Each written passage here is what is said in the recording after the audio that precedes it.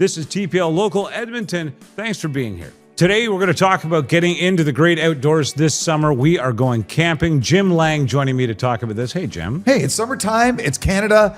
We're avoiding the USA like the plague, like they have Ebola, and we're spending our money in this great country, and we're enjoying the great outdoors. All right, well, let's talk about that. You know, camping, and we'll talk about the iconic camping that you and I grew up with, which is still a big part of Canadiana and our summers. Yeah. But I want to tell you about some of the cool different styles. There's different versions of camping in Canada now. Yeah, there is. How about this? Glamping. Luxury tents, domes, and yurts. Everybody loves a good yurt. And safari-style accommodations have exploded into popularity, Jim. I mean, this is where you go and you get like king-size beds. Yes. You've got electricity, private bathrooms. Wi-Fi. Hot tubs. Yes. Hot tub camping, baby. So you're technically in a campground. I know we were years ago with our family in the national park in Prince Edward Island. And you're basically overlooking the Atlantic Ocean. It's beautiful. It's incredible. And the sand is white. And we were in a tent trailer, but they had yurts, the luxury for the glampers in the property. What exactly is, and I don't want to sound like, I don't want to movie quote this, but what is a yurt? It's like a dome, and it's got a wood frame with a canvas tent. All right. And I think it comes from like sort of South Asia, like Afghanistan and Nepal and countries like that. And that's how they would live in these yurts. And they're really cool structures and a lot of different places you can rent them. And they have the beds and like. All right, we'll show one of these here and we'll have a look. Yeah, absolutely. So I guess they use the yurts, by the way, as sort of the base on which they start to, I guess, fancify and create elegant the camping experience, which I don't know. It seems kind of at cross purposes. How about this? Tiny cabin and off-grid stay. So now people are building these tiny homes. They operate on solar. Yep. They're completely off the grid, but you do have power and you do have access to water and things like that. That sounds like a fun way to do it. And they have what they call the dry toilets or the compostable toilets. Right. And so that's become a big thing as well. It was Cavendish National Park, the Cavendish PEI, which is right on the water. That's the one. It's so beautiful. You go through like there's like sort of seagrass, and you're on white. It looks like flour. The sands and the campground. You wake up in the morning and the sun's over the Atlantic Ocean. You're right there. It is one of the most impactful things on that trip that I did, and it was the last point before we started heading back. Yeah. And we spent an extra day just because. First of all, it was wide open. And you might remember that park as being wide open. Yeah. Not a huge amount of trees and stuff like that, which meant there was a huge amount of interaction between people that were from all over the world. Yeah. We met people from Germany, from Asia. We met Canadians. And you're just chit-chatting with your neighbors. Yeah, it was very nice. How about this one, Jim? Dark sky camping. Camping specifically to view the stars and the northern lights. So Bruce Peninsula National Park has it. Grasslands National Park has it. And I mean, the people who really want astrophysics and a look at what's going on in our astrology. Well, I would take a trip to the Yukon and camp up there. I said astrology. It's astrophotography. Oh, excuse me. But I would like to think camping in the Yukon in the summer. I mean, first of all, just incredible beauty. But yeah, you would have a great opportunity to see so much up there that you wouldn't. Except I don't know that you see the stars in the summer there. Because it's sun so far. Yeah, they get a lot of sun there. Yeah. So you get more sun. That's the only star that you really see, I think, for the most part. Oh, right. But in a lot of the parts of, as you head north in Ontario. Yes. Yeah, absolutely. As you head north in Manitoba. Quebec, places like that. Quebec's Newfoundland, maybe. Yeah, as you said, not too far north, not to the Arctic north, but there are some. Okay, that's a good one. I didn't know about that. I would love to do that. By the way, you can do your astrology while you're doing it. I know that had to make our producer laugh. Of course, farm camping is something people are starting to do. Stay and work on a farm. Yep, you set up. They often have yurts, in fact. But throughout the day, I love this idea. Throughout the day, you get to care for animals. Oh yeah, tend to fields. You know what? It actually feels a little Tom Sawyer-ish to me in the sense that. Yeah, I mean, if I had a farm, I might set up a camp to get people to come and work for free as well. Yeah.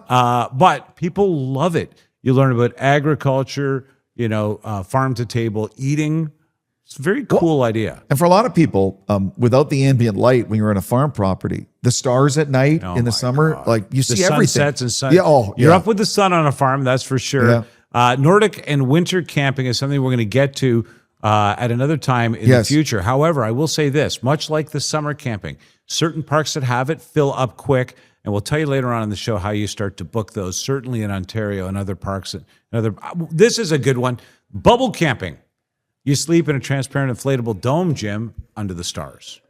Oh, really? Oh, that's fantastic. You get a full view. I thought you were talking about the boy in the bubble. Yeah, it is that. You're allowed to go outside the bubble, though, however, John Travolta reference. But it's quite nice because you're outside, you get to enjoy. And of course, in some of the places where you want to enjoy the stars at night, what comes with nighttime? Bugs. Mosquitoes and bugs. Yeah. So you get freedom from that and still get a full view of the sky. Hobbit house camping. Underground and earth-sheltered structures inspired by the fantasy stories are popping up across Ontario and Quebec. So if you want to camp like a hobbit. Okay, a quick tip. You mentioned the bugs. Our family got this thing called a thermocell. You can get it at Canadian Tire and that. It's about that big. It's a game changer when it comes to bugs when you're outside in the summer. I have to endorse this. Oh. Were you skeptical? Oh, well, I'm like, oh, well, okay. I'm totally skeptical. Yeah. Well, guess what? It works. So anyway, having said that, there's a good endorsement. We should be selling that. Floating tent camping. Imagine sleeping on a raft anchored in the middle of the lake. And this is very popular. Okay. Now that's a great concept because a lot of people, just the gentle rhythm, especially lakes in the summer in Canada, very still at night. And there's something very peaceful about it. You can camp in a converted train car. You can camp in a lighthouse in Canada. You can go alpaca camping. Now, the lighthouse one, I think, would be fantastic. I think so, if you think about the Pacific and Atlantic Ocean and all that, that would be really cool. And, of course, they're always in dramatic scenarios. I mean, you get a lighthouse where there's drama right at the ocean side. Dark sky and UFO camping. Some campgrounds are marketing themselves now as good places to see UAPs, or as I used to call them, UFOs. Grasslands National Park again, and that's Saskatchewan, correct? Areas around Grasslands National Park and parts of Northern Ontario attract these visitors. I think you're right, Jim. Abandoned ghost town camping is another one that I thought was kind of cool. Oh, yeah, that's a big thing. It is, and that's happening in different parts. Mountain scenery camping, of course, is a big one. And one of the other ones that kind of freaked me out a little bit was fire lookout tower camping. Oh, so you might recall in the deep forests of many parts of Ontario and throughout Canada, there are forest fire lookout towers. And they would hire students for the summer basically to look for them. Right. And so essentially now those have been converted into camping locations. Wow. Yeah. Make sure you don't turn over too far out of your sleeping bag. That's well, they usually have pretty good railings in the top there. Okay, I'm glad to hear that. Let's kind of switch gears for a second and talk about where to camp and how to camp, because there are amazing places across the country people can go to camp, but you need to book it and you need to be ready to do this. For instance, we have some friends, our family, who go to Algonquin Park every year. If you're going to a big national park like that, Fundy National Park, New Brunswick, Algonquin Park, Ontario, some of the big ones in Canada, especially along the Pacific coast, you have to book early. But if you take time and go to your local park's website, depending where you live in Canada, you can pick a place, whether it's just a one tent setup for a couple people or a single person, whether it's a tent trailer, depending on what you have. And you just look at the different camp. We're blessed in Canada with so many parks and campsites, provincial parks and national parks, that have groom sites with water, with bathrooms, and you just go on the website, pick your dates, pick your location, and book it. Like I just went for a lark online to Agawa Provincial Park, which is on Lake Superior near Thunder Bay, where you guys were there recently, at $38 a night, and it's perfect for one tent, and you have the picnic table, the area to park your car, and the ubiquitous Canadian campsite fire pit. I love those. Yeah. And Jim, I have like an affinity for those fire pits.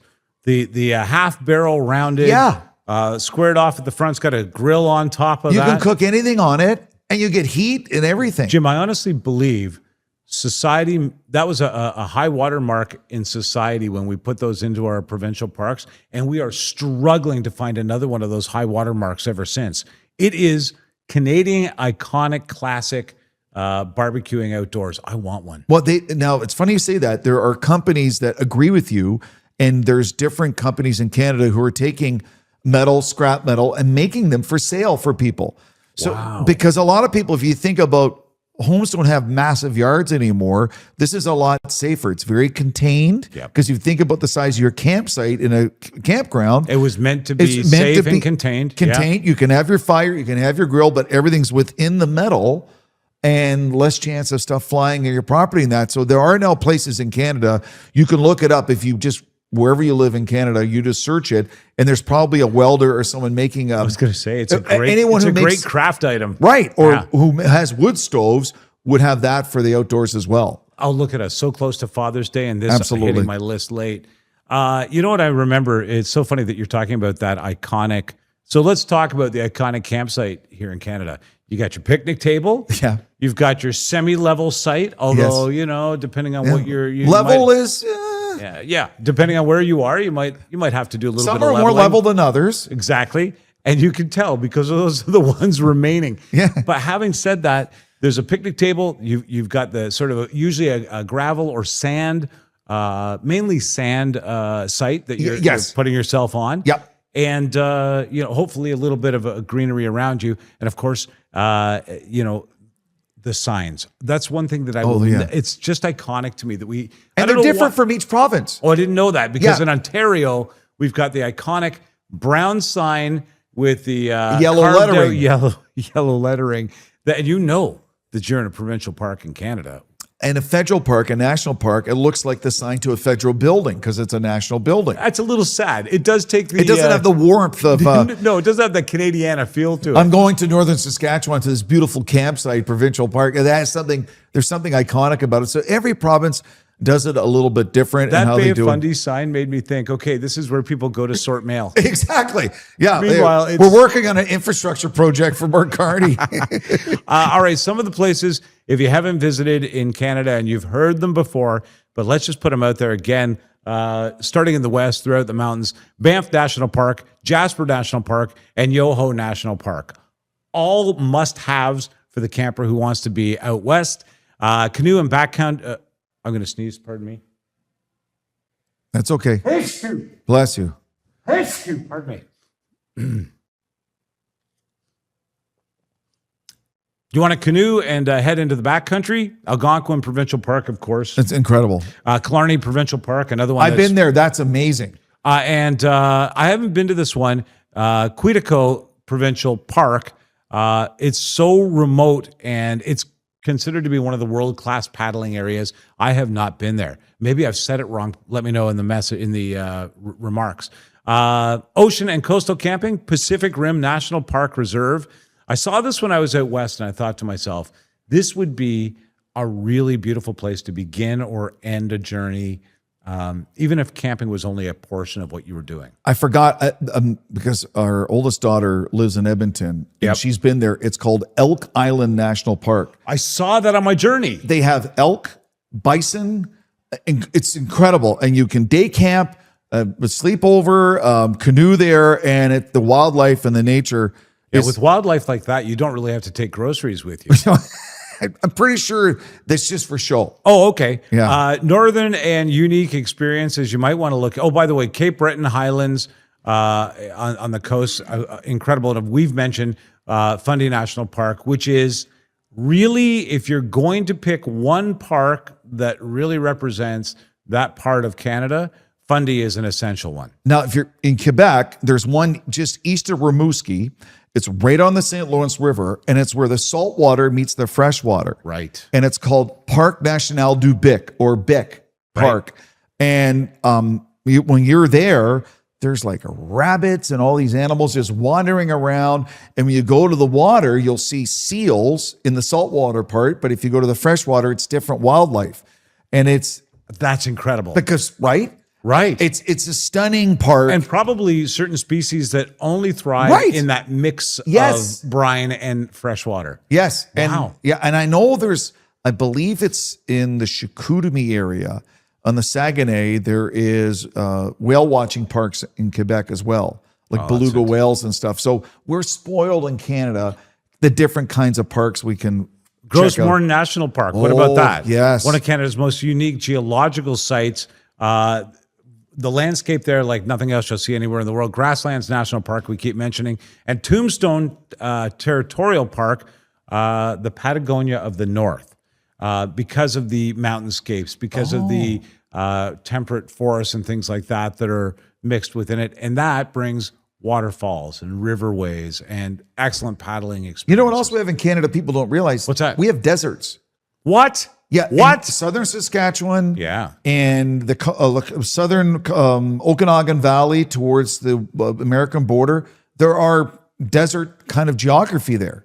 As we made our way through Regina, from Regina into Alberta, we saw the largest inland saltwater body of water in the world. Yeah. And so that's an incredible thing to experience. Much to do, great places to camp. No excuses not to get out there. And in fact, even if you're just saying to yourself, okay, we didn't get to it this year, start planning it now. Oh, yeah. Because you can create a heck of a journey your family will not forget for many years to come. Real quick, here's a tip for a lot of people who don't realize early mid-September, if you can get the time off, that late summer, early fall camping is phenomenal. It's less busy because kids are back in school. So you have more choice at campsites and campgrounds.